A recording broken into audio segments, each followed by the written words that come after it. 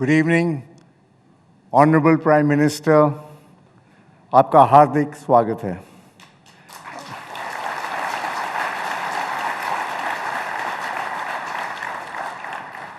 आप 7वीं बार कॉन्क्लेव में आए हैं, इसके लिए मैं आपका बहुत आभारी हूं।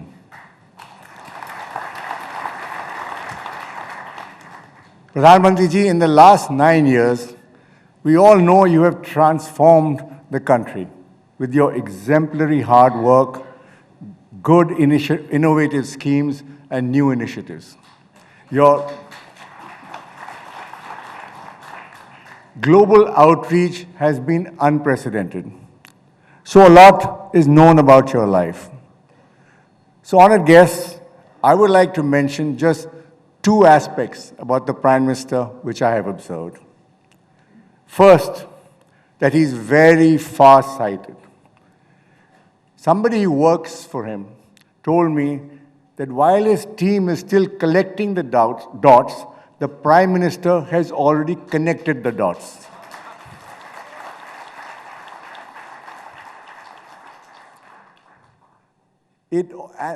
And they only figure it out much later when the whole picture emerges.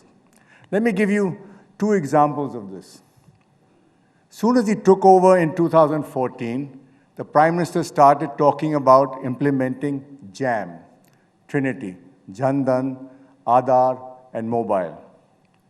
It meant, apart from opening Jan Dhan bank accounts for millions, linking these accounts to Aadhaar and mobile meant going digital.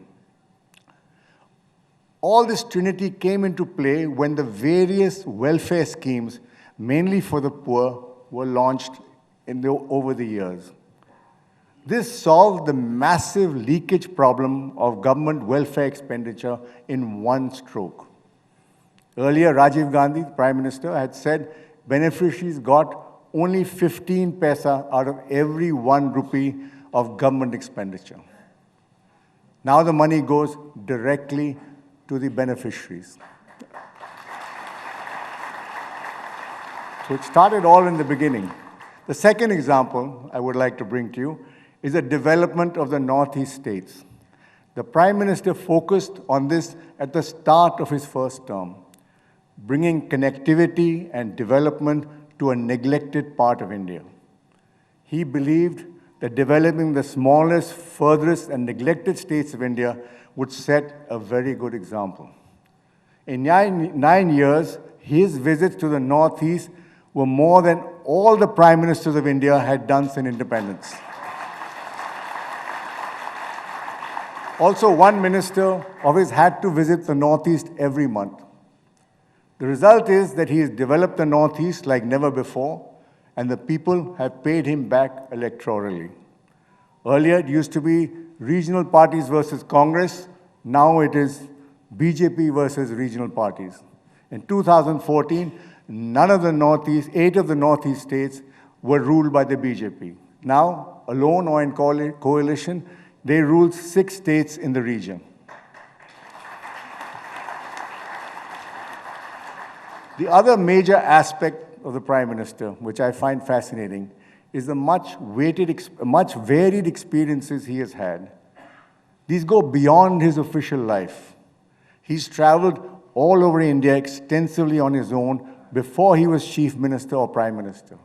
He spent at least 1 night or more in every district of India, however remote they would have been. He spent talking and listening to them and seeing what their needs were. This is what you would call zameen se juda ho aadmi. I believe this is why he understands the needs and knows the pulse of this country so well.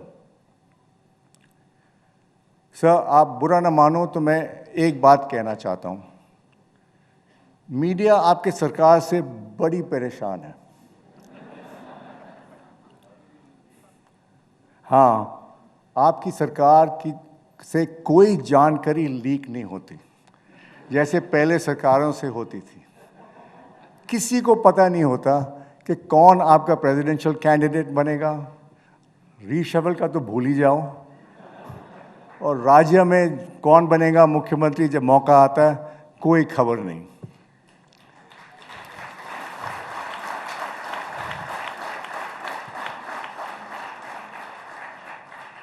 गुस्ताखी माफ, मैं ये भी सोचा शायद आपका इसका ये जवाब क्या देंगे।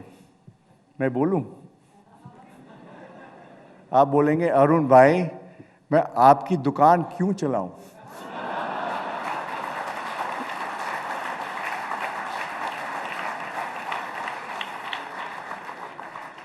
But jokes apart, but I do believe government and media should not be cozy. Sir, you came to the conclave in March 2013 as the Chief Minister of Gujarat. You won the 2014 general election handsomely and became the Prime Minister. Then you came to the conclave in March 2019, and you were re-elected as Prime Minister in May 2019 with an even bigger majority. Sir, you could say maybe we are your lucky charm.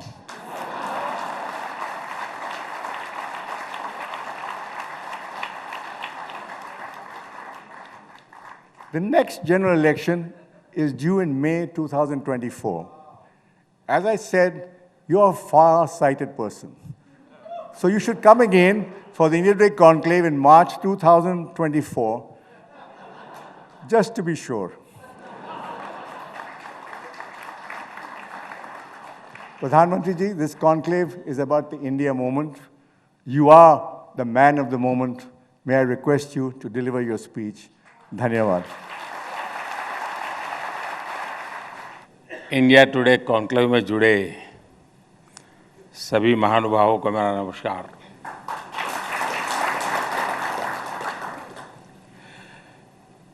देश विदेश से जो दर्शक, पाठक digital माध्यम से हमारे साथ जुड़े हैं, उनका भी अभिनंदन। मुझे देखकर अच्छा लगा कि इस कॉन्क्लेव की थीम है द इंडिया मोमेंट। आज दुनिया के बड़े बड़े इकोनॉमिस्ट, एनालिस्ट, थिंकर्स सभी कहते हैं कि ये, और एक स्वर में कहते हैं, इट इज इंडियाज़ मोमेंट।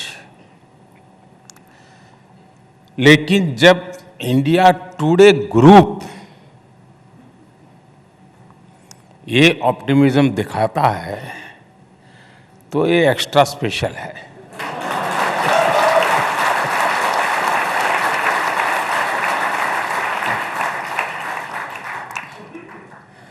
वैसे मैंने 20 महीने पहले लाल किले से कहा था, यही समय है, सही समय है। लेकिन यहाँ पहुँचते पहुँचते 20 महीने लग गए।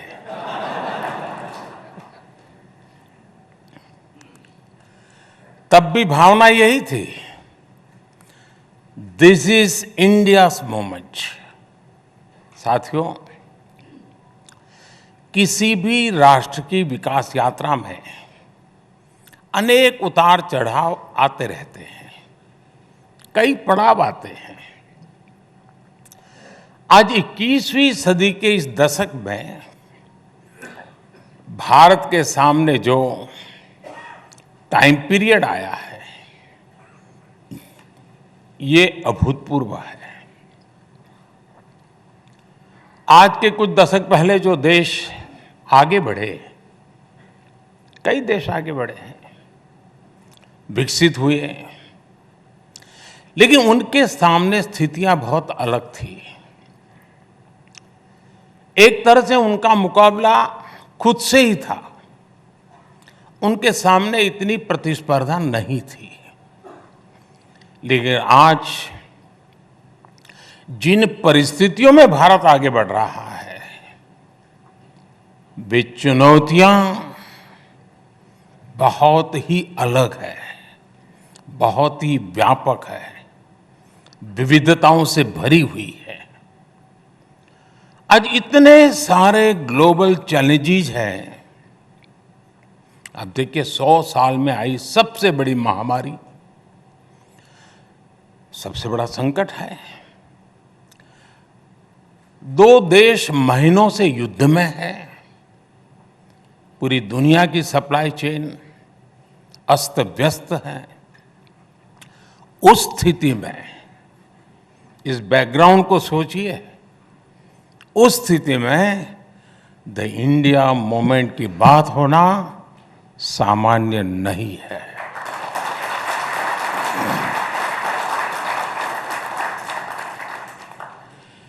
ये एक नया इतिहास बन रहा है जिसके हम सभी साक्षी हैं। आज पूरी दुनिया भारत को लेकर एक विश्वास से भरी हुई है। आज भारत दुनिया में सबसे तेज गति से बढ़ने वाली अर्थव्यवस्था है। आज भारत दुनिया में नंबर 1 स्मार्टफोन डेटा कंज्यूमर है। आज Bharat global fintech adoption rate में नंबर 1 है। आज भारत दुनिया का दूसरा सबसे बड़ा मोबाइल मैन्युफैक्चरर है। आज भारत में दुनिया का तीसरा सबसे बड़ा स्टार्टअप इकोसिस्टम है। ऐसी कितनी ही बातों पर चर्चा होती रही है। लेकिन चलो, पुरानी बातें कभी किसी को जरूरत पड़ेगी तो खोद के निकालेगा।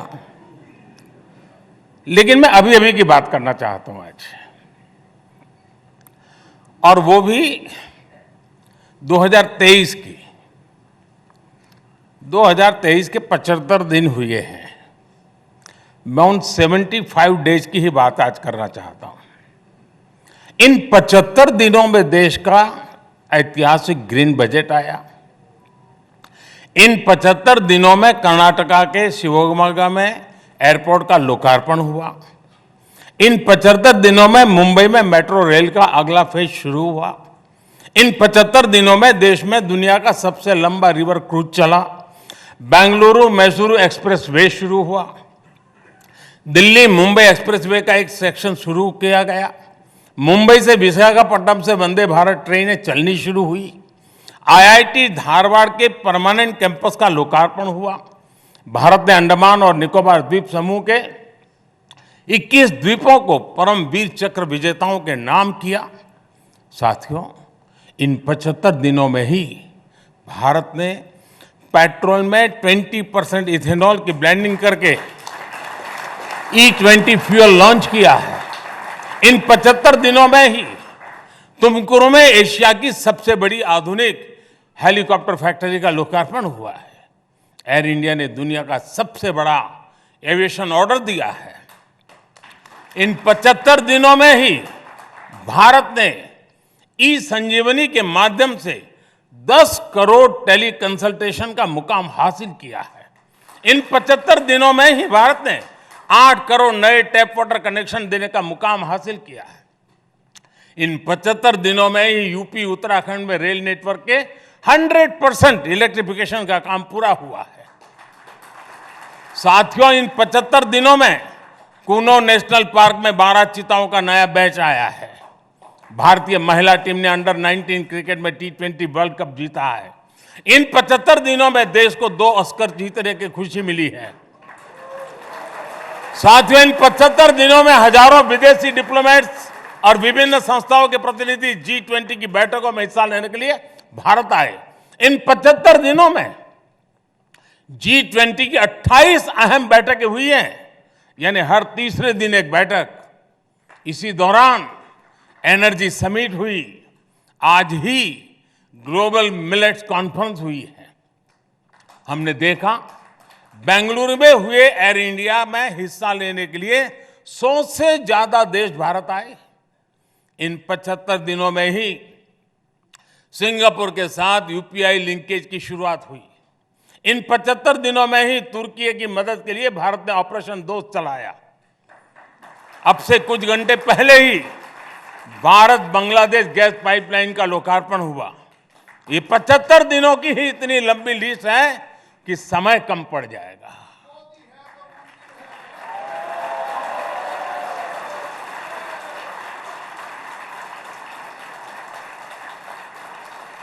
और मैं 75 दिन की कुछ बातें इसलिए दिखा रहा हूं कि यही इंडिया मूवमेंट का ही तो रिफ्लेक्शन है। साथियों, आज देश एक और रोड, रेलवे, पोर्ट, एयरपोर्ट जैसे फिजिकल इंफ्रास्ट्रक्चर बना रहा है। दूसरी ओर भारतीय संस्कृति और सॉफ्ट पावर के लिए भी दुनिया में अभूतपूर्व आकर्षण है। आज योग पूरी दुनिया में लोकप्रिय हो चुका है। आज आयुर्वेद को लेकर उत्साह है, भारत के खान पान को लेकर उत्साह है। आज भारतीय फिल्में, भारतीय संगीत नई ऊर्जा के साथ लोगों को अपना दीवाना बना रहे हैं।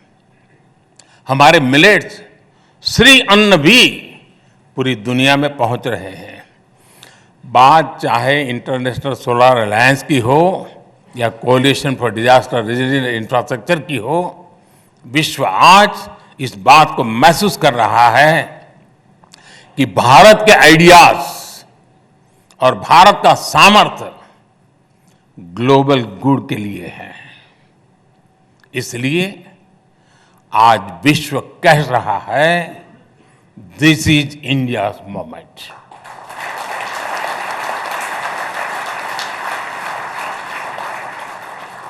और आप सबने हाल फिलहाल एक और बात भी नोट की होगी, इन सब का मल्टीप्लायर इफेक्ट होता है। एक छोटी सी बात की तरफ मैं आपका ध्यान आकर्षित करता हूं। आजकल अधिकतर देश,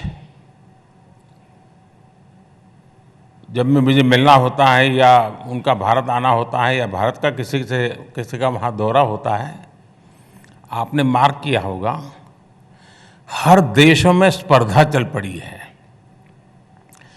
कि भारत से चोरी की गई जो प्राचीन मूर्तियां हैं ना, वो खुद ब खुद हमको देते हैं, ले जाइए। क्योंकि अब उनका भरोसा हुआ है कि इसका सम्मान भी वहीं अब संभव है। यही तो मोमेंट है। और ये ऐसे ही नहीं हो रहा है दोस्तों।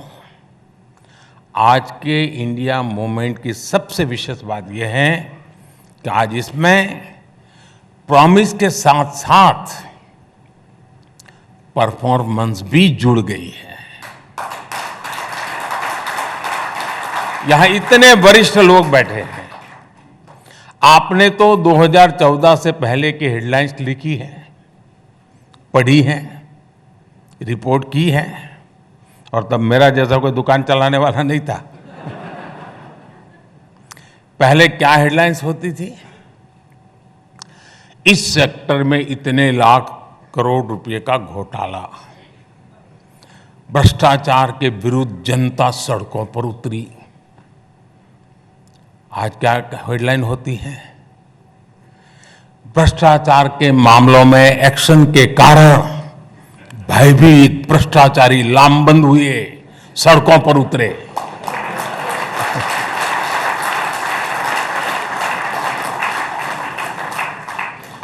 आप लोगों ने तो घोटालों की खबरें दिखा दिखाकर इतनी टीआरपी बटोरी है।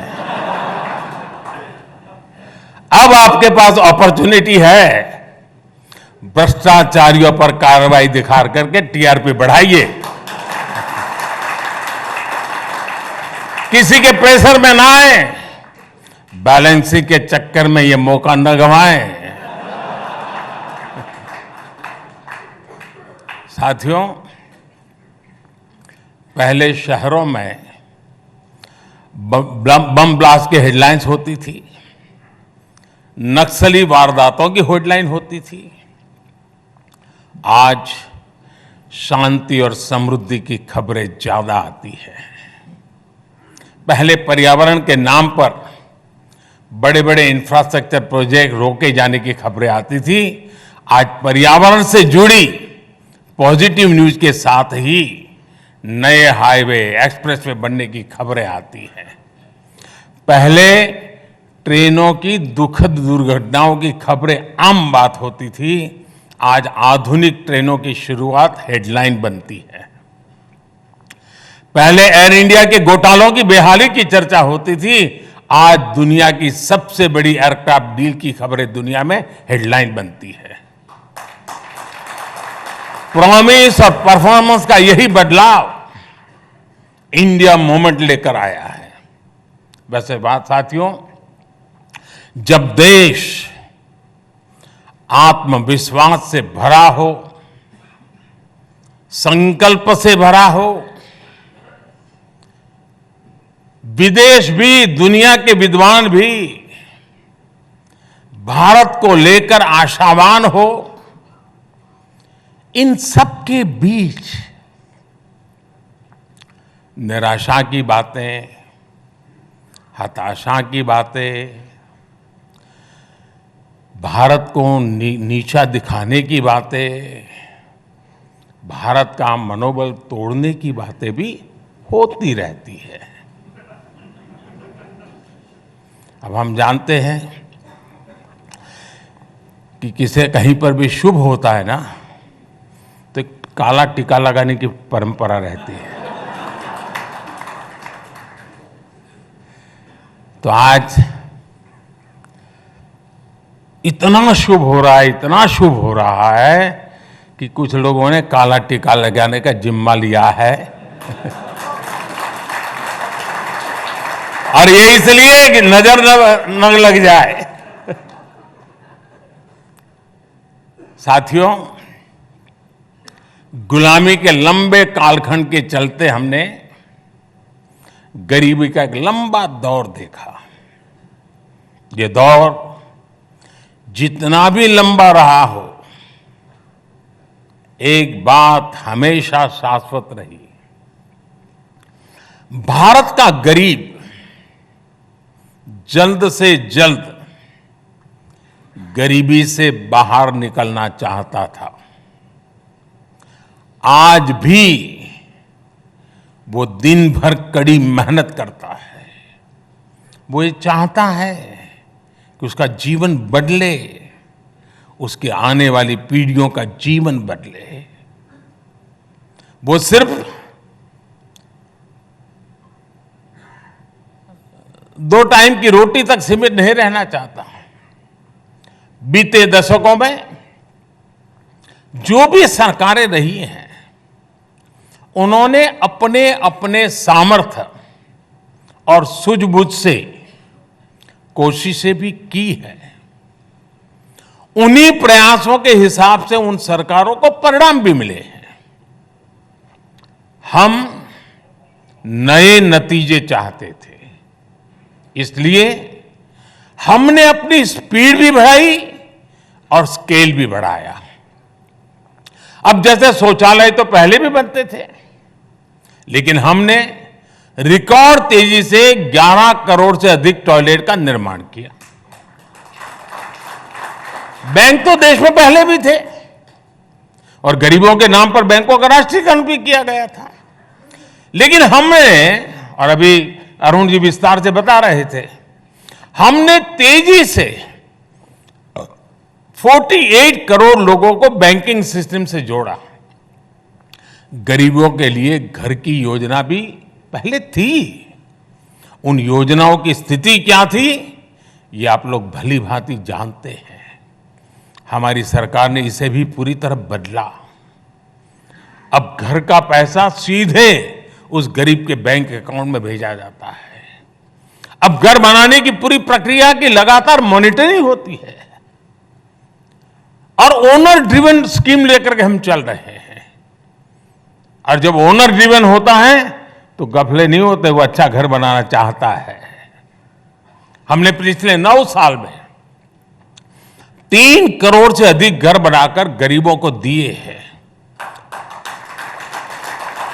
यानी दुनिया के कई देश हैं, पूरा देश नया बना रहे हैं हम। हमारे यहाँ अक्सर महिलाओं के नाम प्रॉपर्टी नहीं होती है। दुकान खरीदी जाती है पुरुष के नाम, गाड़ी खरीदी जाती है पुरुष के नाम, जमीन खरीदी जाती है पुरुष के नाम। लेकिन हमारी सरकार ने जो घर गरीबों को बनाकर दिए हैं उसमें से करीब करीब 2.5 करोड़ घर जॉइंट नेम से हैं, उनमें महिलाओं का भी मालिकाना हक है। अब आप सोचिए, गरीब महिला खुद को एम्पावर फील करेगी तो फिर इंडिया मूवमेंट आएगा कि नहीं आएगा? देश में ऐसे कितने ही बदलाव हुए हैं जो इंडिया मूवमेंट को लाए हैं। इनमें से कुछ बदलावों की चर्चा तो मीडिया भी नहीं करता। क्या आप जानते हैं कि पूरे विश्व की एक बहुत बड़ी चुनौती प्रॉपर्टी राइट्स की भी है? वर्ल्ड बैंक की रिपोर्ट कहती है कि दुनिया में सिर्फ 30% आबादी के पास ही उनकी प्रॉपर्टी का लीगली रजिस्टर्ड टाइटल है। यानी दुनिया की 70% आबादी के पास उनकी प्रॉपर्टी का कानूनी दस्तावेज नहीं है। प्रॉपर्टी का अधिकार ना होना वैश्विक विकास के सामने बहुत बड़ा अवरोध माना जाता है। दुनिया के अनेक विकसित देश भी इस चुनौती से जूझ रहे हैं, लेकिन आज का भारत इसमें भी लीड ले रहा है। पिछले 2-2.5 साल से भारत में पीएम स्वामित्व योजना चल रही है। टेक्नोलॉजी का भरपूर उपयोग हो रहा है। भारत के गांवों में ड्रोन टेक्नोलॉजी की मदद से जमीन की मैपिंग की जा रही है। अब तक भारत के 2,34,000 गांवों में ड्रोन सर्वे पूरा किया जा चुका है। 1,22,00,000 प्रॉपर्टी कार्ड दिए भी जा चुके हैं। इस पूरी प्रक्रिया का एक और लाभ हुआ है, गांव के लोगों का ये डर भी कम हुआ है कि अगर वो गांव से बाहर गए तो उनके घर या जमीन पर कब्जा हो जाएगा। ऐसे कितने ही साइलेंट रिवॉल्यूशन आज भारत में हो रहे हैं और यही इंडिया मूवमेंट का आधार बन रहा है। एक और उदाहरण किसानों को मिलने वाली मदद का भी है। पहले चुनाव को देखते हुए किसानों को कर्ज माफी की घोषणाएं होती थी, लेकिन करोड़ों किसानों के पास बैंक खाते ही नहीं थे। वे तो और स्रोतों से कर्ज लिया करते थे, उन्हें तो कर्ज माफी का कोई लाभ ही नहीं मिलता था। हमने इस परिस्थिति को भी बदला। पीएम किसान सम्मान निधि से अभी तक लगभग 2.5 लाख करोड़ रुपए सीधे किसानों के बैंक खाते में भेजा गया है। इसका लाभ देश के उन 11 करोड़ छोटे किसानों को हुआ है जिन्हें पहले कोई पूछता नहीं था। साथियों, किसी भी देश की प्रगति में नीति निर्णयों में ठहराव, स्टैग्नेशन, स्टेटस को एक बहुत बड़ी बाधा होता है। हमारे देश में भी पुरानी सोच और अप्रोच के कारण, कुछ परिवारों की लिमिटेशंस के कारण एक लंबा ठहराव रहा। देश को आगे बढ़ना है तो उसमें हमेशा गतिशीलता होनी चाहिए, साहसिक निर्णय शक्ति होनी चाहिए। देश को आगे बढ़ना है तो उसमें नयापन स्वीकार करने का सामर्थ्य होना चाहिए, उसमें प्रगतिशील मानसिकता होनी चाहिए।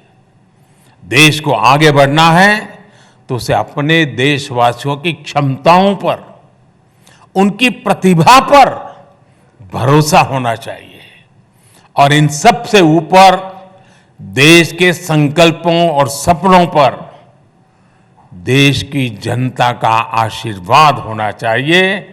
लक्ष्यों की प्राप्ति में जनता की सहभागिता होनी चाहिए। सिर्फ सरकार और सत्ता के माध्यम से समस्याओं का समाधान खोजने का रास्ता बहुत ही लिमिटेड रिजल्ट देता है। लेकिन जब 130 करोड़ देशवासियों का सामर्थ्य जुटता है, जब सबका प्रयास लगता है, तो फिर देश के सामने कोई भी समस्या टिक नहीं पाती। इसके लिए देश के लोगों का सरकार पर भरोसा उतना ही जरूरी है। मुझे संतोष है कि आज देशवासियों में ये विश्वास जगा है कि सरकार को उनकी परवाह है। इसकी और एक वजह भी मैं आपको बताना चाहूंगा, और वो है गवर्नेंस में ह्यूमन टच, सुशासन में संवेदनशीलता। हमने गवर्नेंस को ह्यूमन टच दिया है, तब जाकर के इतना बड़ा प्रभाव दिख रहा है। अब जैसे वाइब्रेंट विलेज योजना, दशकों तक बॉर्डर के हमारे गांवों को आखिरी गांव माना गया। हमने उन्हें देश का पहला गांव होने का विश्वास दिया। हमने वहां विकास को प्राथमिकता दी। आज सरकार के अधिकारी, मंत्री इन गांवों में जा रहे हैं, वहां के लोगों से मिल रहे हैं, वहां लंबा वक्त गुजार रहे हैं। नॉर्थ ईस्ट के लोगों को भी पहले दिल की और दिल्ली की दूरी बहुत अखरती थी। हमने यहां भी गवर्नेंस को ह्यूमन टच से जोड़ा। अब केंद्र सरकार के मंत्री, जैसे अरुण जी ने बड़े विस्तार से बताया, नियमित रूप से नॉर्थ ईस्ट का विजिट करते हैं, और वो भी स्टेट कैपिटल पर नहीं, डिटेल इंटीरियर में जाते हैं। मैं भी नॉर्थ ईस्ट जाने की हाफ सेंचुरी मार चुका हूं।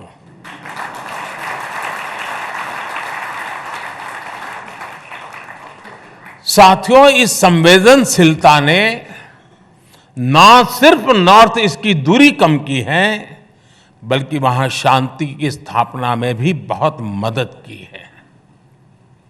आपको यूक्रेन क्राइसिस के दौरान सरकार की कार्य संस्कृति को भी याद करना चाहिए। देश के हजारों परिवार चिंता में थे। हमने करीब करीब 14,000 परिवारों से कनेक्ट किया। हर घर में सरकार का एक प्रतिनिधि भेजा, उन परिवार के अंदर बीच बैठा, सरकार के व्यक्ति के रूप में बैठा। हमने उन्हें मुश्किल घड़ी में विश्वास दिया कि सरकार उनके साथ है। आपको मालूम होगा, कभी कभार ऐसी चीजों को हम इतना उछाल दिया जाता है कि जहां काम करना है उसमें भी रोड़े अटक जाते हैं। और इसलिए हमने पहला काम किया, जाओ भाई उस परिवार में जाके बैठो, उनको रेगुलरली कम्युनिकेट करो। और इसके कारण देश के सब आश्वस्त हुए लोग कि ठीक है भाई, बच्चा वहां है, अभी स्थिति में है, कल आएगा, परसों आएगा, इस स्थिति बनाई। मानवीय संवेदनाओं से भरपूर ऐसी गवर्नेंस से इंडिया मूवमेंट को एनर्जी मिलती है। आप कल्पना कर सकते हैं, अगर गवर्नेंस में ये ह्यूमन टच न होता तो हम कोरोना के खिलाफ इतनी बड़ी लड़ाई भी नहीं जीत सकते थे। साथियों, आज भारत जो कुछ हासिल कर रहा है, उसके पीछे हमारी डेमोक्रेसी की ताकत है, हमारे इंस्टीट्यूशंस की शक्ति है। दुनिया आज देख रही है कि आज भारत में लोकतांत्रिक तरीके से चुनी गई सरकार निर्णायक फैसले ले रही है, और भारत ने दुनिया को दिखाया है डेमोक्रेसी कैन डिलीवर। बीते वर्षों में भारत ने अनेकों नए इंस्टीट्यूशंस का निर्माण किया है। इंटरनेशनल सोलर अलायंस भारत के नेतृत्व में बना। Coalition for disaster resilient infrastructure CDRI का गठन भारत के नेतृत्व में हुआ। नीति आयोग आज भविष्य के रोडमैप को तय करने में बड़ी भूमिका निभा रहा है। National company law tribunal NCLT देश में कॉरपोरेट गवर्नेंस को मजबूत करने में अहम भूमिका निभा रहा है। GST काउंसिल की वजह से देश में आधुनिक टैक्स व्यवस्था बनी है। दुनिया आज देख रही है कि कैसे भारत में ज्यादा से ज्यादा लोगों की लोकतांत्रिक भागीदारी बढ़ रही है। देश में कोरोना के बीच भी अनेकों चुनाव हुए, सफलतापूर्वक हुए। ये हमारे इंस्टीट्यूशंस की ताकत है। वैश्विक संकट के बीच आज भारत का अर्थतंत्र मजबूत है, बैंकिंग सिस्टम मजबूत है। ये हमारे इंस्टीट्यूशंस की ताकत है। हमने दूर सुदूर तक कोरोना की वैक्सीन पहुंचाई, 220 करोड़ से अधिक डोज लगवाई। ये हमारे इंस्टीट्यूशंस की ताकत है। मुझे लगता है हमारी डेमोक्रेसी और हमारे डेमोक्रेटिक इंस्टीट्यूशंस पर इसी वजह से ये सफलता ही कुछ लोगों को चूपती है और इसलिए हमले भी हो रहे हैं। लेकिन मुझे विश्वास है इन हमलों के बीच भी भारत अपने लक्ष्यों की तरफ तेजी से आगे बढ़ेगा, अपने लक्ष्यों को प्राप्त करेगा। साथियों, भारत की भूमिका जब ग्लोबल हो रही है तो भारत के मीडिया को भी अपनी भूमिका ग्लोबल बनानी है। सबका प्रयास से ही इंडिया मूवमेंट को हमें सशक्त करना है। आजादी के अमृत काल में विकसित भारत की यात्रा को सशक्त करना है। मैं एक बार फिर अरुण जी का, इंडिया टुडे ग्रुप का, मुझे यहाँ आने का अवसर दिया, बात करने का अवसर दिया, इसलिए उनका मैं धन्यवाद करता हूँ। और 2024 में निमंत्रण का जो साहस दिखाया,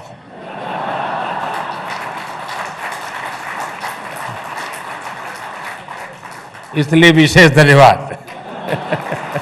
thank you.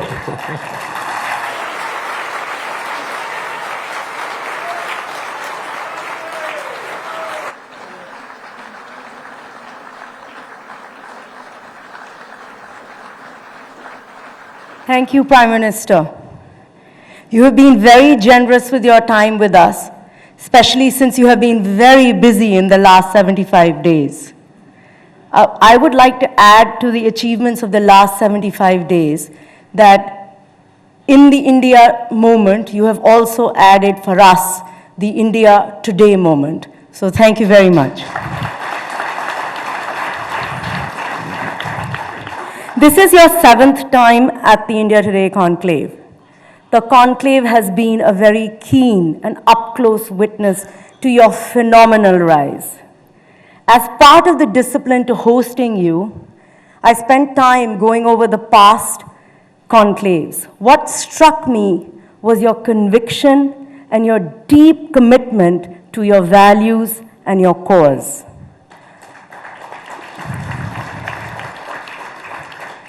Politics is characterized by convenient principles, but you have stuck to your doctrine unapologetically. This, to me, is the secret of your success. What I also now have a greater admiration for is that you laid out your vision and you followed the path and you've emerged as the most popular leader we have ever seen, but on your own terms, as you are. In fact, the system, the narrative, the surround has changed to adopt your way of thinking. You have won the hard way. You said at one of our conclaves, and it stuck with me, कुछ बनने का नहीं, कुछ करने का सोचो. Since you're a great believer of technology, Prime Minister, I thought you would enjoy meeting our newest anchor, Sana. She is our first AI anchor, and I'd very much like you to meet her. Sana, come say hello. माननीय प्रधानमंत्री जी, हम आभारी हैं कि आप हमारे बीच आए।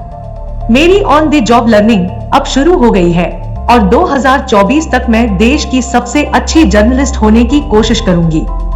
उम्मीद करती हूं कि तब आपसे एक एक्सक्लूसिव इंटरव्यू करने का मौका मिलेगा। बहुत बहुत धन्यवाद।